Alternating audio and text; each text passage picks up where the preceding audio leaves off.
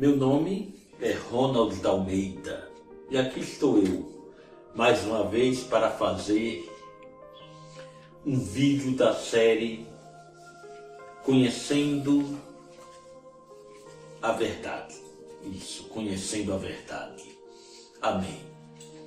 Eu peço mais uma vez, participe dessa caminhada evangelística, dê o seu like, se inscreva, comente, os seus comentários são tão importantes. Divulgue, compartilhe. E assim estamos ajudando esse canal a crescer, tá certo? Quero saudar aos meus irmãos daqui de Pernambuco que estão sendo ativos em ouvir as minhas palavras do programa. Hoje tem um título muito interessante, baseado em Mateus 13, 24 a 30. O título é Os Bons e os Maus. Tá? Mateus 13, 24 a 30, diz o seguinte, é a parábola do joio que muita gente conhece. Muita gente sabe o significado da frase o joio e o trigo. Aqui diz, propôs Jesus outra parábola dizendo, o reino dos céus é semelhante ao homem que semeia a boa semente no seu campo. Mas, dormindo os homens, veio o seu inimigo, semeou o joio no meio do trigo e retirou-se. E quando a erva cresceu e frutificou, apareceu também o joio. E os servos do pai de família, indo ter com ele, disseram-lhe, Senhor, não semeaste tu no teu campo boa semente? Por que tem então joio? E ele lhes disse, um homem inimigo é quem fez isso. E os seus servos lhe disseram, queres, pois, que vamos arrancá-lo? Ele, porém, disse, não, para que, ao colher o joio, não arranqueis também o trigo com ele. Deixa o trigo crescer, ambos com o joio. Então, por ocasião da ceifa, direi aos ceifeiros, colhei primeiro o joio e atalho em molhos para o queimar, mas o trigo ajuntai-o no seu celeiro. Amém. Mateus 13, 24 até o verso 30. Meus amados, em toda a igreja tem pessoas boas e tem pessoas más. Todo canto tem isso. Em ambiente de trabalho, em empresa, em família. Sempre tem pessoas boas e pessoas ruins. Eu conheço o membro de uma seita que fica se vangloriando, dizendo, a minha igreja é a única que tem amor. As outras é Babilônia. Não é verdade isso. Eu conheço muito bem essa igreja. E essa igreja é o seguinte. Eu não vou dizer nome, tá? Mas talvez vocês vão perceber. Nessa igreja é uma das campeãs em pedó. Entendeu? Abusos em que o cidadão pratica pedó, quer dizer, fica mexendo com crianças. Tá entendendo a palavra? E é isso. Veja só como é o amor nessa igreja. Se um pai de família denunciar, esse pai de família é expulso da igreja. Entendeu?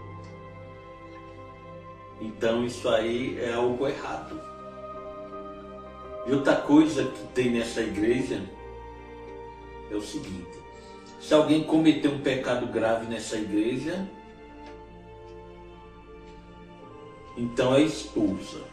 Por aí nada demais, porque a Bíblia diz o seguinte, está lá em 1 Coríntios 5, capítulo 5, de 1 em diante, que mostra, né, que se um membro faz algo que envergonha a igreja, um pecado assim muito grave, isso realmente não deve mais ser considerado como membro. Tudo bem, até aí está certo. Mas só que nessa igreja, se a pessoa for desassociada, porque cometeu, desassociada é não ser mais membro, aí é proibido nessa igreja que um membro ele entre em contato com essa pessoa desassociada. Veja que tristeza. Digamos, na igreja tem o pai e o filho. Se o pai cometeu um pecado grave, aí ele é desassociado. Então o filho não pode mais conversar com esse pai. Veja que absurdo, minha gente. O filho não pode mais conversar com o pai. Não pode nem dar um bom dia para o pai. Não pode receber o telefonema do pai. O pai diz, meu filho, quero falar com você. Aí desliga o telefone. Eu fico perguntando, meu Jesus, o povo diz que tem amor com uma seita dessa. E cadê o amor dessa forma? Será que foi isso que Jesus ensinou? Então, por isso que eu digo, se uma pessoa fala, na minha igreja só tem amor, nas outras igrejas não tem, isso é conversa fiada. Toda igreja é igual nesse sentido. Tem pessoas boas e tem pessoas más. Tá certo? Agora vamos aprender a lidarmos com o joio da igreja, que é a pessoa má. O resumo da parábola de Jesus é isso. O joio são as pessoas más da nossa igreja. O trigo são aqueles cristãos de verdade. Como devemos tratar o joio? Tem dois extremos opostos que temos que aprender. Dois extremos. Eu quero falar do que aconteceu numa certa congregação em que o irmão não foi mais considerado como membro de igreja, né? Foi cortado da igreja por causa de um certo mau testemunho que ele deu. Porque, como eu falei, é a Bíblia que diz isso. Se o irmão faz um pecado que envergonha muito a igreja, então eu não digo que é expulso da igreja. Não, não é expulso, mas não é mais como membro. Perde privilégio. Não pode ter cargo, não pode fazer teologia para ser pastor, né? Então um dia esse irmão que foi expulso, ou melhor, cortado, um dia foi para o culto e alguém barrou ele no portão da igreja, dizendo, você não entra mais aqui que você é um filho do cão. Então veja, minha gente, a atitude desse irmão é errada. E primeiramente que ele não é dono da igreja para expulsar ninguém, para barrar ninguém do culto. E segundo, tem que entender o seguinte, está certo, esse cidadão envergonhou a igreja, né? Mas ele já foi punido pelo fato de não ser mais membro. Então não tem que tratar mal a pessoa. Nós temos que tratar bem as pessoas que erram, porque todos nós somos pecadores. A nossa função na igreja é mostrar o amor de Cristo para as pessoas. Portanto, você conhece um irmão que foi afastado da igreja por causa de mau testemunho?